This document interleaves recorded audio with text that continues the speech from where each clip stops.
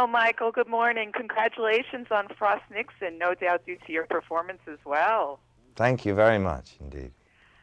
Now, back when we were doing press for that film, you had told me a great story about how you were channeling Frost dressed as Lucian. Yeah. Can you tell us the story again?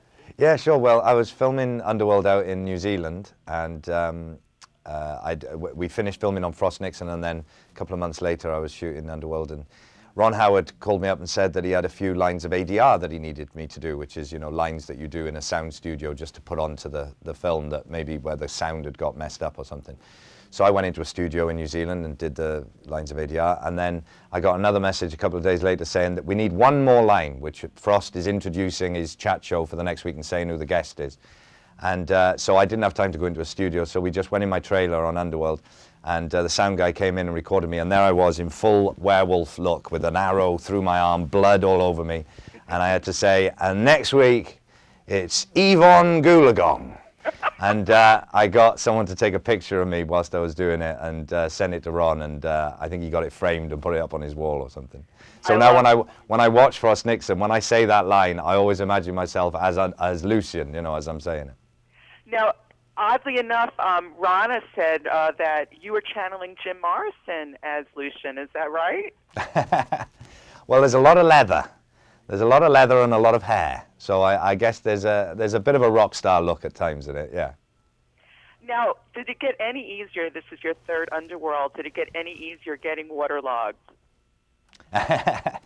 Well, it gets harder and harder to get in shape for the film. That's what it gets harder doing.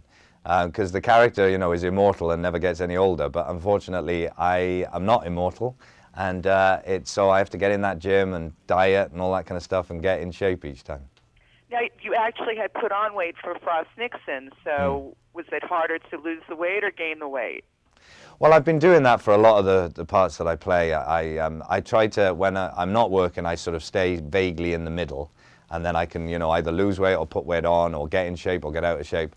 And I'm not sure, everyone thinks that it's easier to get out of shape, you know, because you can eat whatever you want, but I find it harder to do that, really. In some ways, it's easier to get in shape, because I just sort of go head down, get in the gym, and do what I need to do. So do you have a sort of guilty pleasure that you like to indulge when you're trying to gain weight? Well, donuts are a bit of a vice of mine, but I've got to try and stay clear of them. Now, what's your next project coming up? Well, I did another film with Peter Morgan, who wrote The Queen and Frost Nixon, and that's called The Damned United, and that comes out in March in the UK and then later on in America. I did a film called Unthinkable with Samuel Jackson and Carrie-Anne Moss at the end of last year, and that'll be out later on this year. And I do a little bit in Tim Burton's Alice in Wonderland as well. So it's a busy time.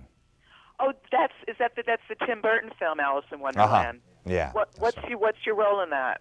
Unfortunately, I'm not allowed to say, because the studio announces these things, so I've got to keep secretive about it. It's shrouded in secrecy. Yeah, but it's not Alice, I can tell you that. Well, Michael, thank you so much for joining us, and we hope you win the Oscar. If you do, obviously Ron's going to accept it, so you're going to be jealous? No, not at all. It'll be fantastic. I hope the film does really well. All right, good luck. Thanks again. Thank you. Bye-bye.